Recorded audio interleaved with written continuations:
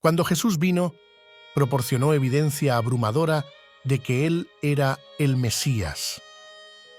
Curó a los enfermos, hizo que los sordos oyeran, hizo caminar a los cojos, curó a los leprosos de sus enfermedades e incluso resucitó a personas muertas de sus tumbas. Todo esto lo hizo frente a los líderes judíos. Ellos también tenían acceso a todas las profecías del Antiguo Testamento sobre el Mesías prometido y aún así rechazaron a Jesús como el Mesías. La pregunta permanece: ¿por qué, a pesar de todas las evidencias, el pueblo judío rechazó a Jesús? Es sobre esto que hablaremos hoy en este video. Hay muchas razones por las cuales el pueblo judío en su mayoría rechazó a Jesús como el Mesías, pero en este video daré 4 de ellas. La primera es que confundieron las profecías del Antiguo Testamento que hablaban sobre la primera venida de Jesús con la segunda venida de Él. Había muchas profecías sobre el Mesías que Jesús cumplió en su primera venida, como el carácter del Mesías en Isaías capítulo 11, profecías sobre dónde nacería el Mesías en Miqueas 5:2, exactamente como el Mesías sufriría y moriría en Isaías 53, y también sobre el tiempo exacto de la venida del Mesías en Daniel capítulo 9, versículos 24 al 27. Sabemos todo sobre estas, pero el problema es que de todas estas había muchas otras profecías en el Antiguo Testamento que Jesús no cumplió en su primera venida. Estas eran las que los líderes judíos estaban observando y enfocando. Cuando vieron que Jesús no estaba cumpliendo estas, dijeron que no podía ser el Mesías y necesitaban rechazarlo porque el Mesías haría las siguientes cosas. La clave para entender esto es saber que los profetas del Antiguo Testamento no entendieron que habría un intervalo de tiempo entre la primera y la segunda venida del Mesías. Este fue un concepto que les fue oculto. Entonces, cuando Jesús vino y no cumplió todas las profecías del Antiguo Testamento sobre el Mesías en su primera venida, dijeron que este hombre no podía ser el Mesías. De hecho, este intervalo entre la primera y segunda venida de Jesús fue algo a lo que Pablo se refirió como un misterio que se mantuvo oculto de las generaciones anteriores y solo fue revelado a Pablo. Pablo dice que al leer esto, puedes percibir su comprensión del misterio de Cristo, que no fue revelado a los hijos de los hombres en otras generaciones, como ahora ha sido revelado a sus santos apóstoles y profetas por el Espíritu. ¿Y cuál es el misterio? Este misterio es que los gentiles son coherederos, miembros del mismo cuerpo y partícipes de la promesa en Cristo Jesús por medio del Evangelio. Entonces, en la mente judía del primer siglo y también en siglos anteriores, se esperaba que el Mesías hiciera todas las cosas que el Antiguo Testamento profetizó, no dividirlas en 2 venidas. Ahora, déjame dar algunos ejemplos de algunas de las cosas que esperaban que Jesús hiciera y que Él no cumplió en su primera venida. Pero antes, el contexto es muy importante para esta discusión. En la época en que Jesús inició su ministerio terrenal, cuando nació, el pueblo judío estaba bajo severa opresión romana.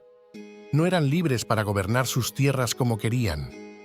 Entonces, había esta expectativa mesiánica de que cuando el Mesías viniera, liberaría a Israel de toda la opresión romana y establecería un reino terrenal donde el pueblo judío sería el principal grupo que reinaría y gobernaría con el Mesías en su propia tierra.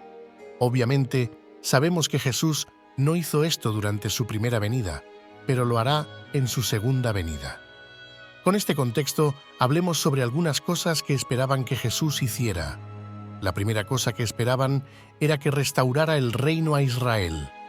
Puedes mirar a escrituras como Joel capítulo 3, versículos 1 al 17, que hablan sobre cómo cuando el Mesías venga, purificará el mundo del mal.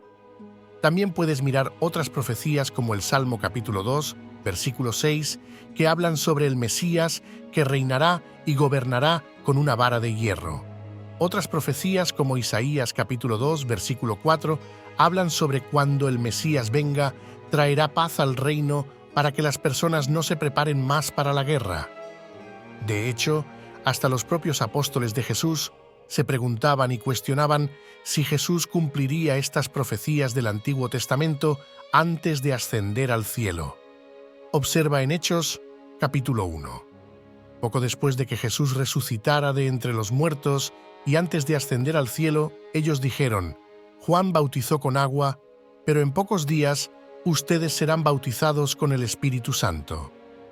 Entonces, cuando los apóstoles estaban con Jesús, continuaron preguntándole: Señor, ¿ha llegado la hora de que liberes a Israel y restaures nuestro reino?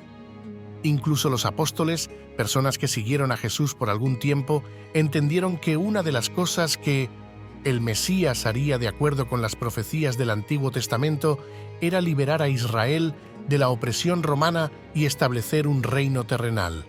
Pero lo que no se dieron cuenta es que Jesús estaba viniendo para traer o inaugurar un reino, pero no era el tipo de reino que ellos estaban esperando. Observa lo que Jesús dijo. Desde entonces, Jesús comenzó a predicar: arrepiéntanse de sus pecados y vuelvan a Dios, pues el reino de los cielos está cerca. Las personas en los días de Jesús esperaban que el Mesías trajera un reino que involucrara bendiciones físicas y materiales, y Jesús estaba diciendo: no, ustedes no están entendiendo. El reino más importante que necesito inaugurar es uno que incluye bendiciones espirituales. Por eso Jesús pasó gran parte de su ministerio terrenal enseñando sobre los principios de su reino y cómo podrías estas bendiciones espirituales, no tan enfocado en las bendiciones materiales y físicas de un reino. Si estás disfrutando este análisis y quieres profundizar más en la historia y enseñanzas de Jesús, no olvides suscribirte a nuestro canal y activar la campanita de notificaciones para no perderte ningún video. Continúa viendo para más contenido fascinante. No solo esperaban que el Mesías restaurara a Israel, sino también que regenerara la vida espiritual de Israel. En profecías como Jeremías capítulo 31, se habla sobre la nueva alianza donde recibirían nuevos corazones y gobernarían y obedecerían al Señor. Por lo tanto, debería haber alguna regeneración espiritual central para esta experiencia. Estaba el templo, pero aquí viene Jesús y predice que el templo será destruido. Por todas estas razones, los judíos estaban diciendo que este hombre no podía ser el Mesías.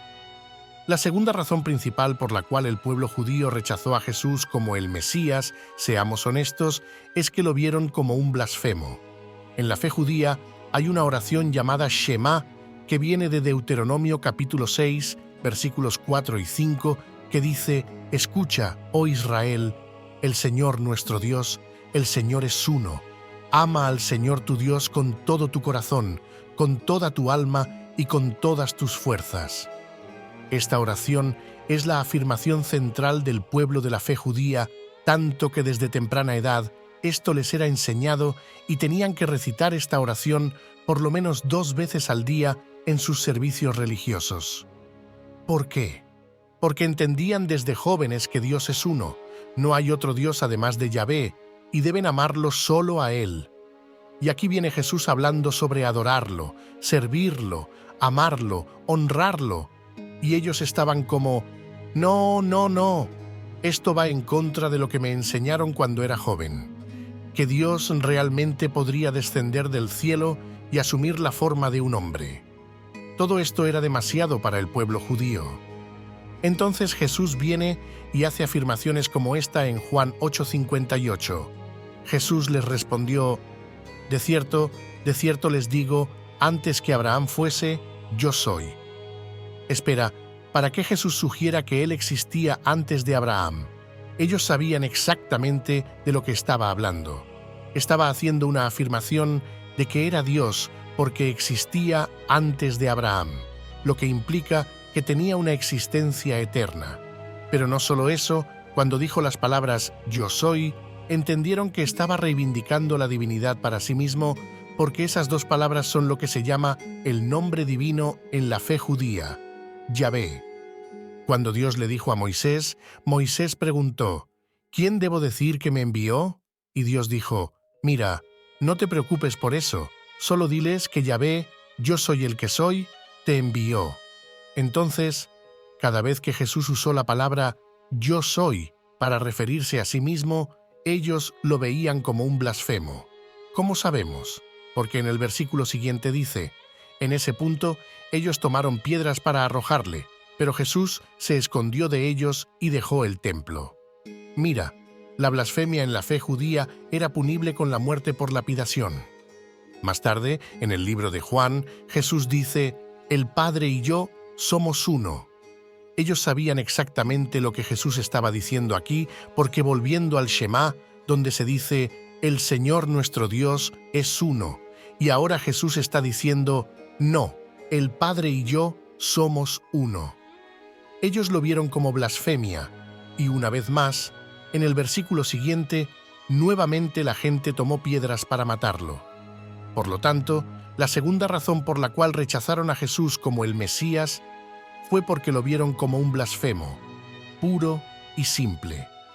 La tercera razón por la cual el pueblo judío rechazó a Jesús como el Mesías en su mayoría fue porque Jesús estaba desafiando algunas de sus enseñanzas religiosas y algunas de sus tradiciones religiosas. Muchos de las enseñanzas de Jesús ellos consideraban que contradecían gran parte del Antiguo Testamento. Tienes que recordar que estos rabinos estaban transmitiendo leyes del Antiguo Testamento de generación en generación. Entonces, cuando Jesús entra y comienza a desafiar algunas de sus leyes sagradas y algunas de sus tradiciones y prácticas, esto los puso inmediatamente a la defensiva, como si dijeran: ¿quién es este tipo para venir y ahora traer algún tipo de nueva ley o nuevo enseñamiento para nosotros? Déjame darte un ejemplo. En Mateo capítulo 15, dice que algunos fariseos y maestros de la ley religiosa ahora llegaron de Jerusalén para ver a Jesús. Ellos le preguntaron: «Tus discípulos desobedecen nuestra tradición secular de lavado ceremonial de las manos antes de comer». Y aquí está Jesús, una vez más, trayendo la idea de que no es tanto sobre la suciedad del exterior de las manos. Sí, eso es importante, pero lo más importante es asegurarse de que sus corazones estén limpios. Por lo tanto, Jesús ahora los desafía y dice: «Ok, mira, no voy a responder a su pregunta, pero déjenme hacerles una pregunta. ¿Por qué piensan que está bien hacer un voto y prometer dar una cierta cantidad de dinero, pero cuando sus padres necesitan ese dinero, desobedecen el mandamiento más básico de ayudar y honrar a sus padres porque dicen: ¿ya me comprometí ese dinero para dar al sistema religioso local de ese día?» Entonces, Jesús está desafiando algunas de sus prácticas y tradiciones. Jesús también está tratando de redefinir lo que significa trabajar en el día de sábado. También está diciendo que deben amar a sus enemigos y orar por ellos, lo cual era totalmente contrario a la idea del Antiguo Testamento de purgar el mal, especialmente en el contexto en el que estaban bajo opresión romana. Estas enseñanzas simplemente iban en contra de la corriente para ellos. Ahora, aquí está otra manera por la cual Jesús estaba trayendo un nuevo enseñamiento para ellos, y ellos estaban como: «No, este tipo no puede ser el Mesías». En Marcos capítulo 2, Jesús cura a un hombre paralítico y se observa aquí en el versículo 5. Viendo la fe de ellos, Jesús dijo al paralítico: «Hijo, tus pecados están perdonados». Inmediatamente esto puso a los líderes religiosos a la defensiva porque estaban pensando: «Espera un segundo, ¿cómo puede Él perdonar pecados?». De hecho, ellos dicen: «Pero algunos de los maestros de la ley religiosa que estaban sentados allí pensaron en sus corazones: ¿qué está diciendo este hombre? Eso es blasfemia. Solo Dios puede perdonar pecados». Tienes que entender que en su sistema, la forma de expiación por los pecados era a través del sacrificio, pasando por un sacerdote, trayendo el animal adecuado al sacerdote para expiar sus pecados, y también el día de la expiación, Yom Kippur, en Levítico 16. Todo esto era lo que estaba prescrito en el Antiguo Testamento como la única manera de ser perdonado por los pecados. Y ahora, este hombre aparece en la escena y dice: «Sí, puedes ser perdonado por tus pecados». ¿Por qué? Porque lo dije, porque salió de mi boca. Estaban como, ¿qué en el mundo? ¿Quién piensa que es? Entonces, cuanto más Jesús comenzó a enseñar estas cosas que eran contrarias a lo que sus líderes religiosos estaban enseñando, los líderes comenzaron a sentirse amenazados y sintieron la necesidad de controlar porque no querían que los miembros de la fe judía comenzaran a seguir a Jesús. Ahora, como dije, hay muchas otras razones por las cuales Jesús fue rechazado como el Mesías, pero déjame darte la cuarta y última que vamos a hablar en este video, y es simplemente que sus corazones estaban endurecidos en relación a la verdad. Una de las maneras de ver esto es en Juan capítulo 11, donde Jesús resucita a un hombre muerto del túmulo que había estado muerto durante 4 días. Su nombre era Lázaro. Observa la respuesta del pueblo judío después de que Jesús resucita a un hombre de entre los muertos, algo que pensarías que solo Dios podría hacer. Pero observa cómo respondieron. Muchas de las personas que estaban con María creyeron en Jesús cuando vieron esto suceder, pero algunos fueron a los fariseos y les contaron lo que Jesús había hecho. En lugar de decir, ¿sabes una cosa? Acabo de ver algo que nunca había visto antes, algo que solo Dios puede hacer. Entonces, ¿sabes una cosa? Independientemente de lo que pensaba antes, este hombre acaba de probar que es Dios encarnado. Él es el Mesías. Entonces voy a poner mi fe en él. No, en lugar de eso tuvieron esta larga conversación sobre cómo podrían detener a Jesús, cómo podrían controlarlo y finalmente cómo podrían matarlo. Se observa aquí que a partir de ese momento los líderes judíos comenzaron a tramar la muerte de Jesús. La realidad de por qué el pueblo judío rechazó a Jesús como el Mesías fue porque no querían creer. Sus corazones estaban endurecidos en relación a la verdad. Incluso llegaron a afirmar que Jesús estaba haciendo todas estas cosas milagrosas por el poder de Satanás. Por lo tanto, por todas estas razones, Jesús se convierte en lo que Pablo dice, una piedra de tropiezo, una piedra sobre la cual los judíos continuaron tropezando. Pero en otro lugar, la Biblia dice que esta piedra que los constructores rechazaron, que es Jesús, los constructores eran el pueblo judío, la rechazaron y ahora se ha convertido en la piedra angular de la fe cristiana. Porque Pablo dice en Romanos capítulos 9 al 11 que debido a la caída del pueblo judío, ahora eso abre la puerta para personas como tú, personas como yo, gentiles, que ahora pudieron ser incluidos o injertados en la familia de Dios. ¿Por qué todo esto sucedió? En gran parte porque el pueblo judío rechazó a Jesucristo como el Mesías, y ahora Dios está levantando una generación de gentiles que ahora llevarán la antorcha y cumplirán su plan divino de ser una luz para el mundo. Entonces, ¿qué debemos hacer como gentiles en relación a esto? ¿Cómo podemos orar por nuestros amigos judíos? Bueno, te dejaré con esto. En Romanos capítulo 10, versículos 1 al 4, Pablo lo puso de esta manera. Queridos hermanos y hermanas, el anhelo de mi corazón y mi oración a Dios es por el pueblo de Israel para que sean salvos. Sé que tienen entusiasmo por Dios, pero es un celo mal dirigido.